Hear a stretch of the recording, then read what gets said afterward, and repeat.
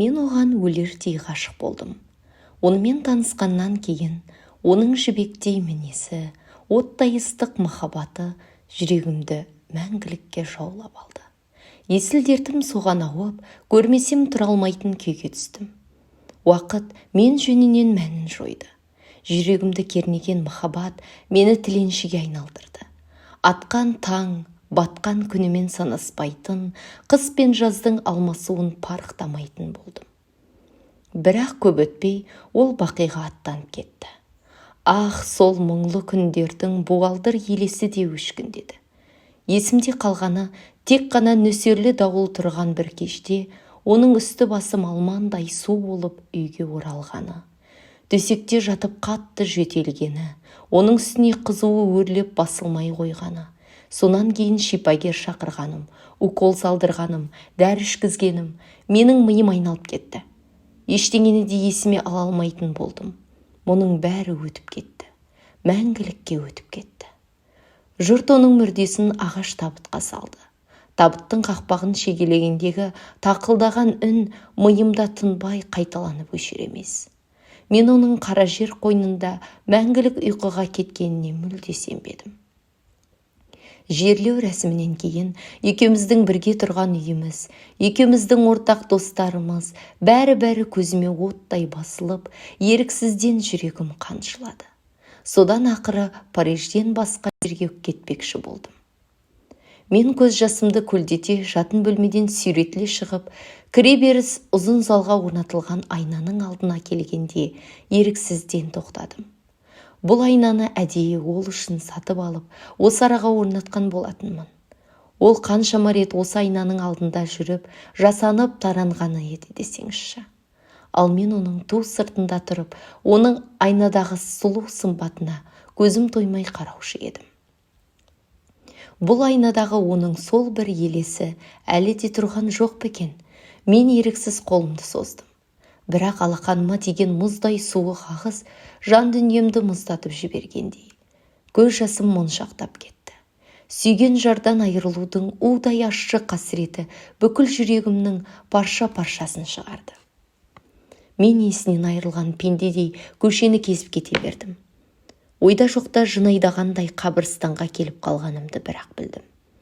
Мен оның тап-тақыр төмпешікке айналған қабірдің алдына тұрғызылған тас ескерткішті, ол сүйген, сүйдірген, осы жерде мәңгі ұйқыға кетті деген жазуды көрдім. Ол дәл осы жерге, табанымның астына көмілген. Бұған мүлде сенгім келмейді. Мен екі алақаныммен жүзімді басып егіле жылдадым. Оның сезімді қытықтайтын, ақсазандай жұмыр толық денесі, жүрегімді жаулап алған айдай әсем жүзі, бәрі бір ағаш табытпен бірге шіріді. Ойлап осы араға келгенде, қасіреттен қабырғам қайысып кетті.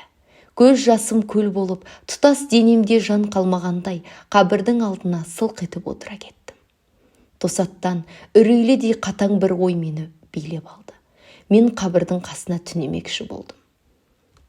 Төрт төңірегімді айнала шолып, ешкім көрінбеген соң дереу жасырынып алдым. Өстімесем, кеште қабірстанның қақпасын жабарда мені ешкім де байқамай қалады. Күзетші де қуып шықпайды. Қас қарайып қақпа жабылды. Мінекей, ат шаптырым қабірстанда тек мен ғана қалдым. Мен ғана тірімін. Қап-қараңғы түн жамылғы төңіректі жапқанда, мен де жасырынған жерімнен шықтым. Мен әлі құрыған аяқтарымды әзерге сүйретіп, осынау өлілер мекеніне үн-түнсіз ілбіп келемін. Мен оның қабіріне қарай жүрдім. Бірақ қою қара түн торлаған бұл жерде ештеңені де анық көре алмадым. Мен ештеңені де елең құрлы көрмей, ескерткіштерді сипалай алға ілгерледім. Сонда да оның қабірін табалар емеспін. Денені тоңастар суық желемікті қараңғы түнде мен бейне соқыр адам сияқты жан жағымды бей-берекет сипалап еңбектеп жүрмін. Қолымда бірде тас ескерткіш, темір немесе қоршаудың шегесі ілінсе, бірде шалғын шөп немесе әлдеқашан қураған гүлдер ілінеді. Айналам толы қабір. Қалай қарасам да қарауытқан қабір көрінеді. өзімнің жападан жалғыз қабірлер арасындағы тар жолда еңбектеп келе жатқанымды ойлағанда көңілім үрей басып, денем тітіркеніп кетті.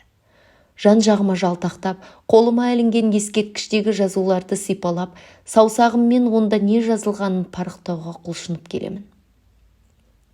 Қара бояу жаққандай, қою қараңғы көзімді көлегейлеп, ештеңені де көре алмаймын. Тұңғиық түнде қабірстанды тек қана қараңғылық тұмшалап тұр. Мен отыра қалып аз кем дем алдым. Осында несіне қалдым деп ойладым мен. Тірі пенденің өлілер арасында несі бар еді? Төңіректі өлі тыныштық жайлаған. Тек өз жүрегіңнің дүрс-дүрс соққаны ғана анық естіліп тұр. Кенет қатты дауыс естілді. Бұл не екен, ә? Құйрық басып отырған тасым қозғалғандай болды. Ол шынымен де қозғалды. Әуелі көтеріліп келеді. Аза бойым қаза болып отырған орнымнан ұшып тұрдым. Осы кезде көтерілген тас тақтайшаның астындағы жанақымнан етінен арылған қу сүйек адам түрегелді. Іле-шала тақ қасымнан сұсты да сүйкімсіз дауыс естілді.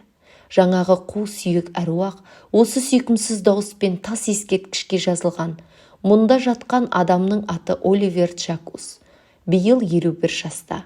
Ол жанұясын сүйетін, бауырмал, салауатты жан еді. Ол өскелең абыройлы өмір кешті деген сөздерді оқып тұр.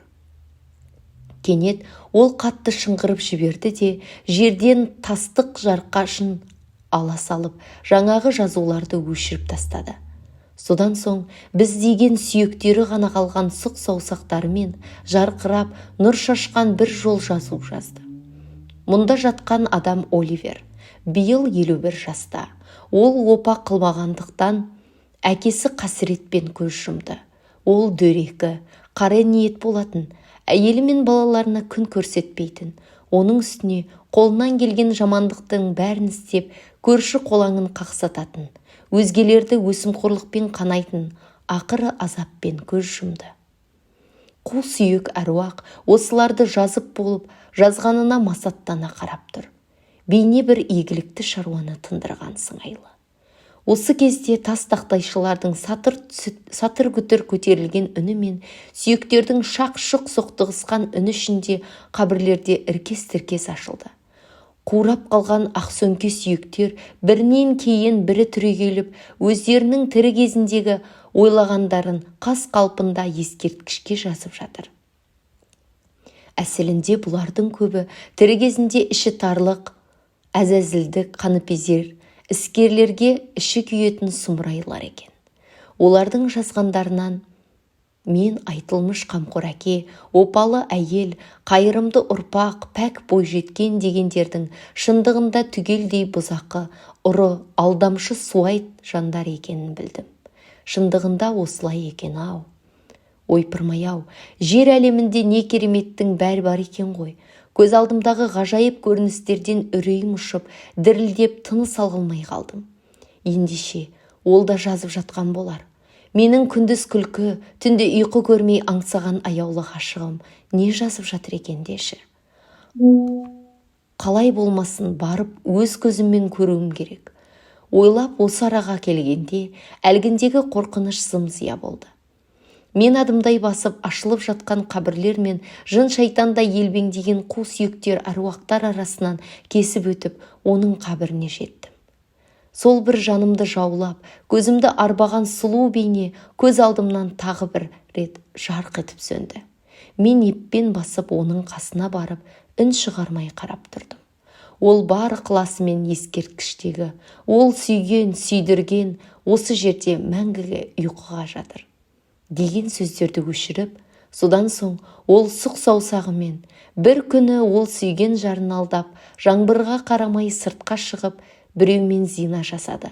Содан ауыр науқасқа кіріптар болып, сауыға алмай өлді, деп жазды. Таң сөгіле, адамдар мені қабірстаннан тауып алды. Мен сол арада жығылыппын. Жансыз денем мұздап қалыпты.